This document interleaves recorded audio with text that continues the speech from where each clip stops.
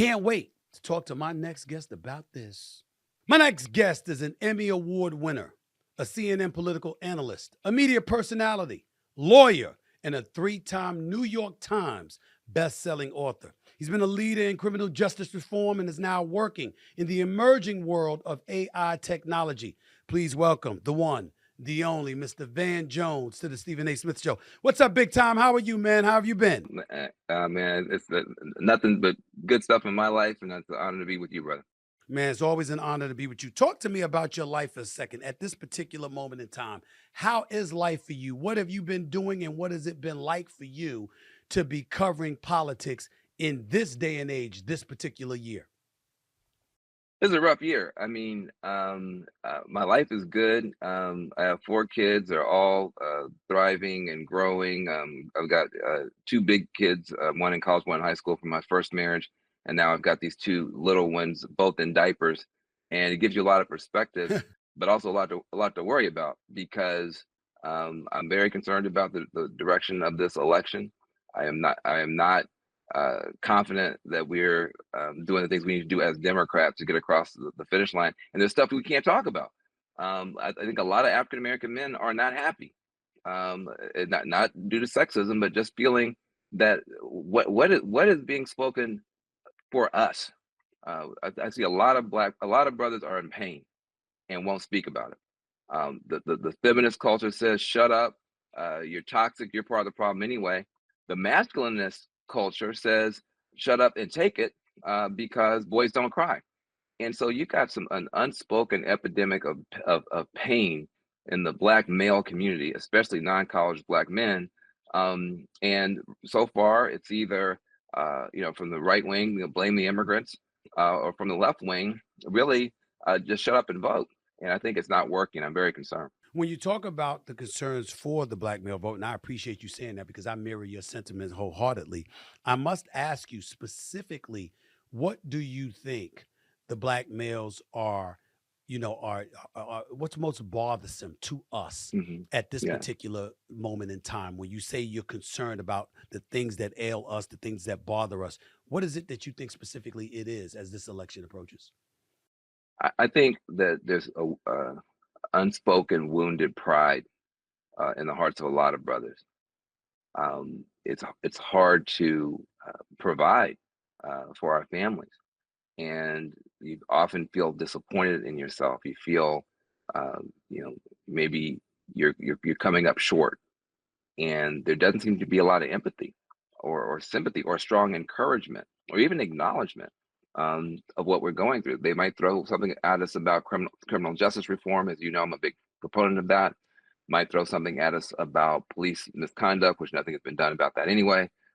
But we need business loans. We want to be owners. We want to be entrepreneurs. We want to be able to put our shoulders back. We want to be able to be heads of household.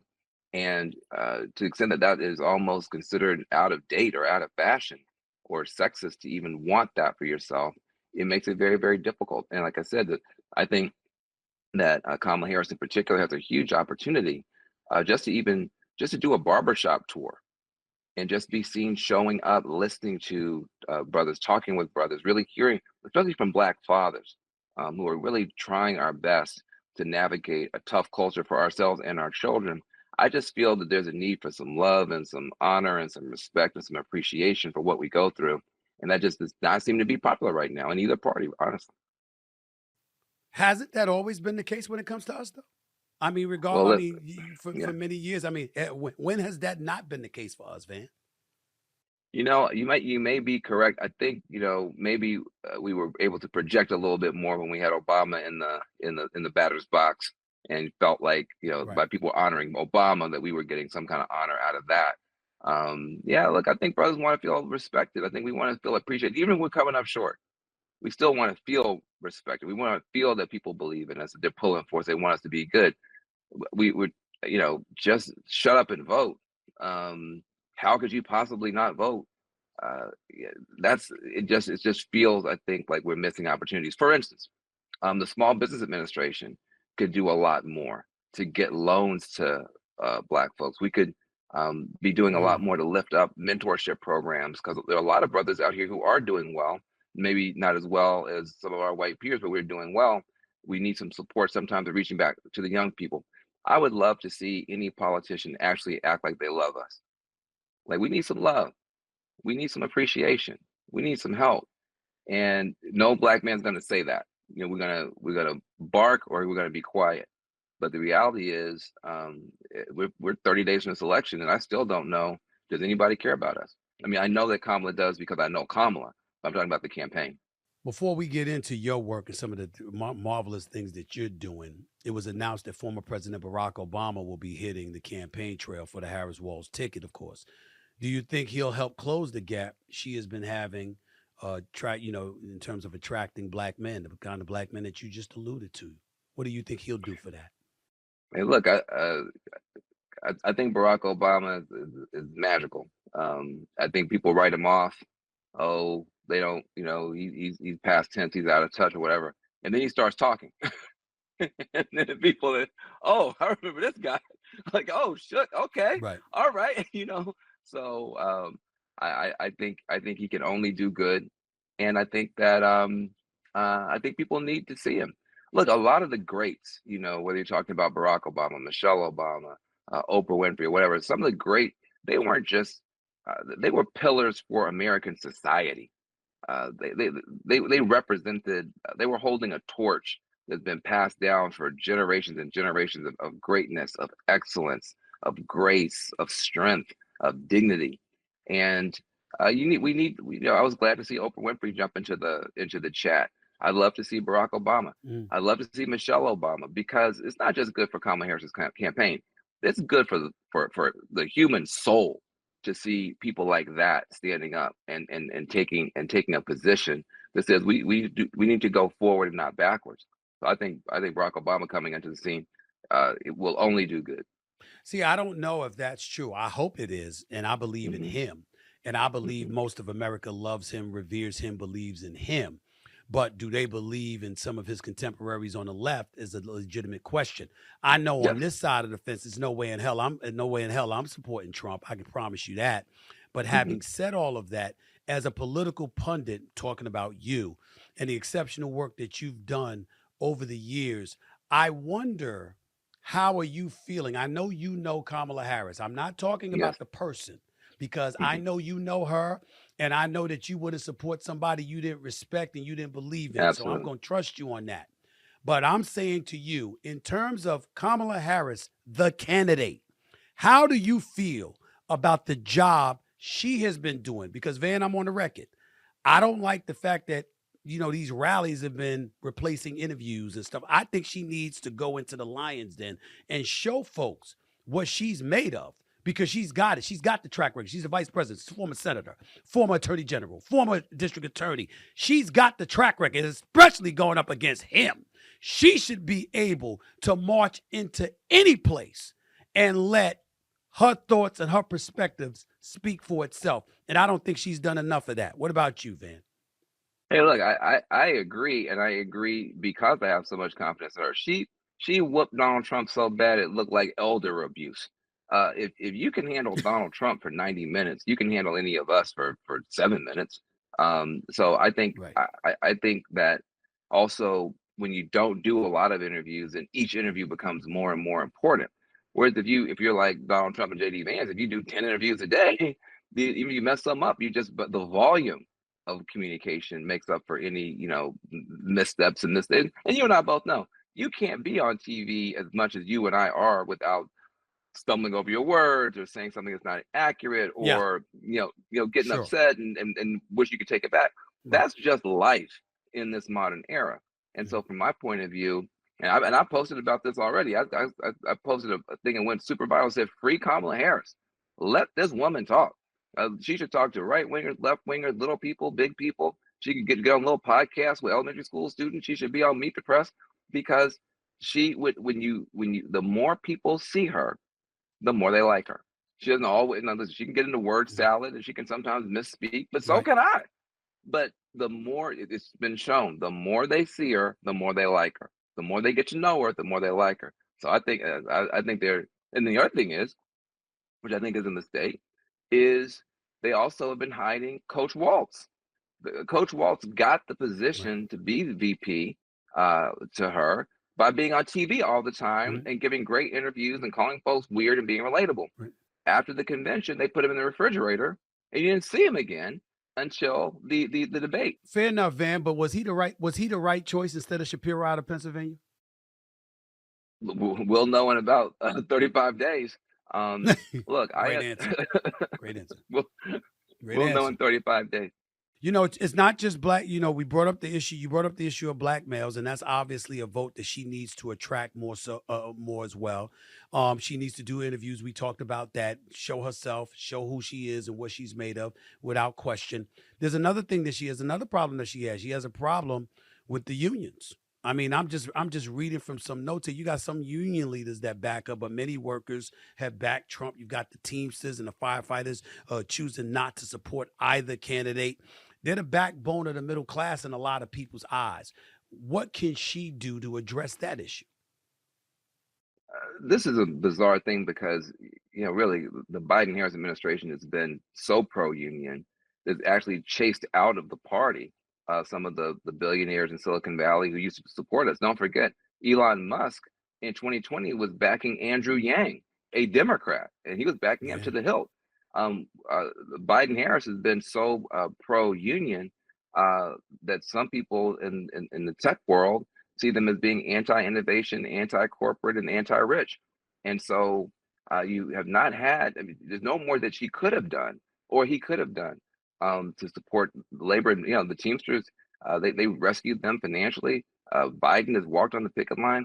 So the fact that there's still this undertow where major unions are backing away or staying neutral, or, staying up in the bleachers and not getting down here on the court is something I don't blame on Kamala Harris. There's something bigger going on here because Biden by himself has been more pro-union than any president since FDR.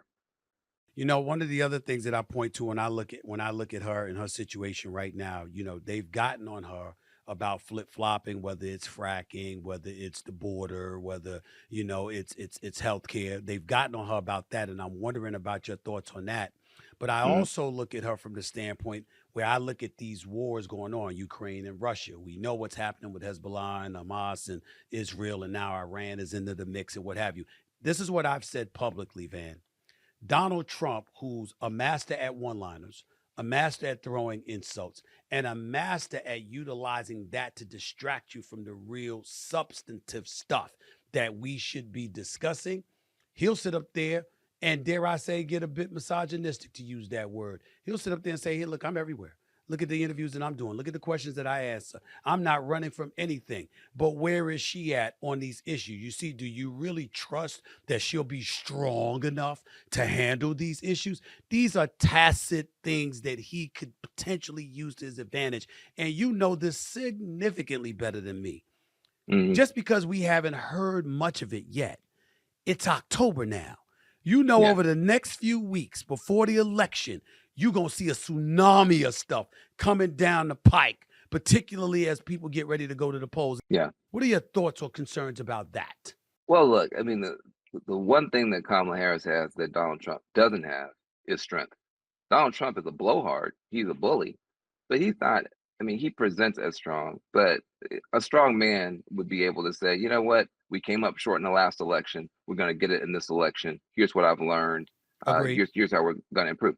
So, whereas Kamala Harris, look, I voted for Kamala Harris for district attorney back when I was a young guy living in San Francisco. I voted for her for attorney general, senator, vice president, and will vote for her for president. The one thing she is tough. She is tough as nails. Putin should be very nervous that she's president because she is not. She's no pushover at all. But to your point, she's got to be out there. Now on the flip flop thing, I'm glad you raised fracking because this is one of the stupidest sound bites from the right that I've heard. They say, well, she's against fracking. Well, Okay. for 4 years, fracking has gone up in America, not down. Natural gas production has gone up in America, not down under Biden Harris. Oil production has gone up and not down under Biden Harris, even as they've been building out the green infrastructure and the electric vehicles and all that sort of stuff, which would let you know that there's something that the right wing is missing. What are they missing? The entire party shut up attacking fracking 4 years ago. The entire party has had nothing to say. It's not just Kamala Harris. Why? Because liquid natural gas is a geopolitical weapon against Putin. Putin, who controls all the gas in Europe, said when the Ukraine war started, he was going to cut off all the gas and freeze Europeans in their beds. And the United States of America under Biden Harris said, "No, you're not." And we sent liquid natural gas to Europe and saved Europe, kept the coalition together. How could we do that? Because of fracking in Pennsylvania. So the idea that for 4 years Democrats have not gone against fracking, we built up the green stuff. We've actually gone up on fracking, that we need this to stop Putin, but suddenly, somehow, Kamala Harris is going to change her mind and go in a different direction. The whole party matured on fracking. The whole party matured away from stupid stuff like defund the police. The whole party has matured over the past 4 years. That's not flip-flopping. That's a party trying to govern and getting away from dumb ideas and embracing good ideas. And so I wish that she would just come out and say stuff like that, because I think what I'm saying makes sense to people. They think about it. Let me go to the debates for a quick second, Van Jones. Number one, I want to know how you felt about the vice presidential debate early this week. But number two, I want to know how you felt about the moderating that took place during the debates, since that became such a big story as well. Your thoughts on both? Kamala whooped Trump mercilessly.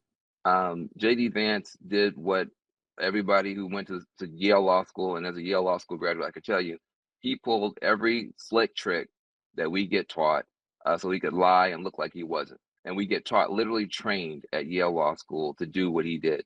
So I was literally there watching every slick trick that he was pulling out. But the reality is he lied the whole time. He lied and said that Trump saved Obamacare. He lied and said U.S. energy production was down when it's up. He lied about issue after issue, and but he was smooth. He was slick. He looked confident. Meanwhile, Coach Waltz, everything he said was true, but he looked nervous and scared, and he was out of breath, and he was looking all around. And so a lot of people just, you know what I mean? So he looked like Chris Farley up there. So that didn't work. And so luckily he didn't have to debate again. But people sometimes grade you more on style than substance. So I think that on the style, JD Vance won convincingly. On the substance, I'll quote LL Cool J. He lied about the lies that he lied about. But the moderating is hard. I've never had to moderate a debate. We do it here at CNN quite a bit. Dana Bash and Anderson and Jake. I've never had to do it. I know they spend a whole week preparing, trying to figure it out and think about every potential answer to every question and all that kind of stuff. Mm. What I will say is that if you're Donald Trump and you have been president of the United States and you're crying about some moderators, again, you're not strong. You're not strong. Yes, maybe you'll get in a situation where a couple of countries don't like you. You're gonna cry. Is that what you're gonna do? So Donald Trump is not strong.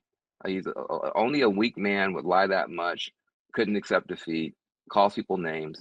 Kamala Harris is, and it showed once you put him face to face. Now, once you put him face to face, it was obvious who's the strong one, who's the weak one. She walked right over to him, shook his hand. He looked like a little schoolboy getting chastised by the principal, and then she whooped him for 90 minutes. So this idea of strength versus weakness is a false issue. I want to go back to Yale University, man. I want you to tell on your alma mater, man. I want you to tell on your alma mater. I mean, this is what they teach you. I want you to elaborate on that. I mean, there's a lot of people out there that want to improve their debate skills. I ain't saying any names. But there's a lot of people out there who want to improve their debate skills, Van Jones. I mean, what is it that they teach y'all at Yale that JD Vance exercised with such fluidity? I mean, inquiring minds want to know.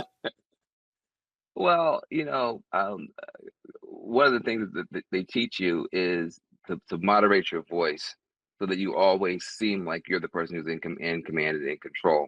That you really, there's a lot of emphasis, about basically just breath control. Some of this stuff is just psychological. And so, if so the other thing that they do is you concede.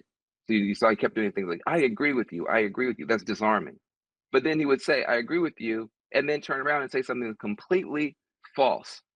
But in the mind of a juror, if somebody is willing to concede this point, that makes you look more honest and trustworthy. So then your next point is such a strong act of character to agree with your opponent.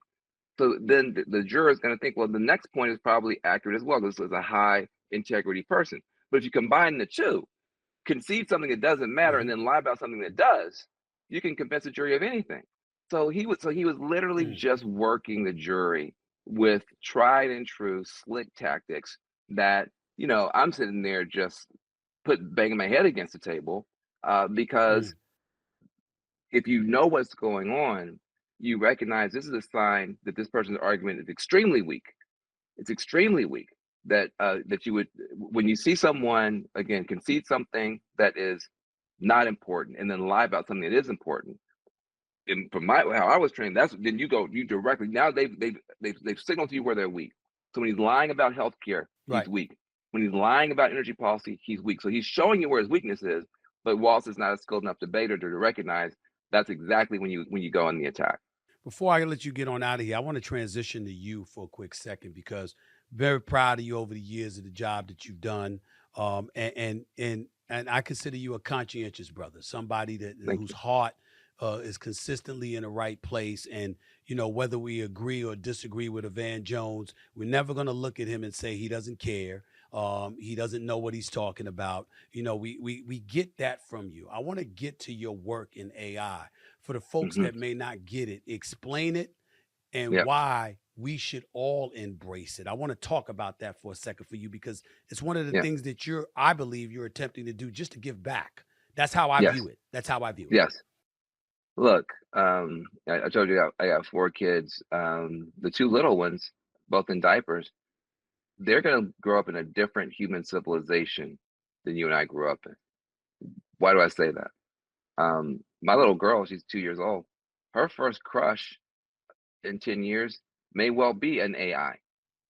My little guy, his best friend when he's 5 or 6 years old may be an AI. That's different than what you and I grew up with.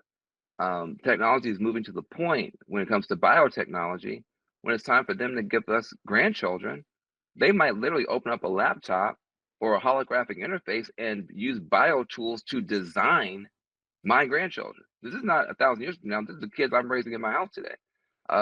God forbid, 80, 90 years from now, 100 years from now, when they're buried, my children, your children may be buried on the moon or on Mars because we'll be a fully spacefaring civilization by the time you get 89 years out from now.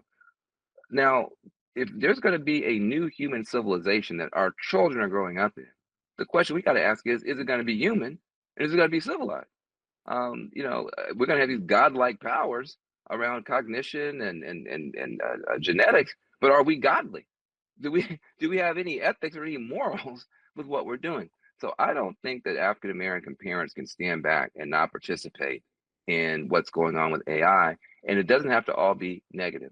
I think this is the first opportunity that I've seen, and I'm working with Will.i.am and using money that we got from Bezos to build a campaign called Make Wakanda Real.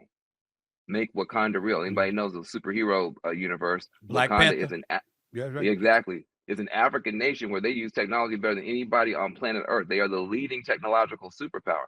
I'm saying Atlanta should be Wakanda. Detroit, Chicago should be Wakanda. Why?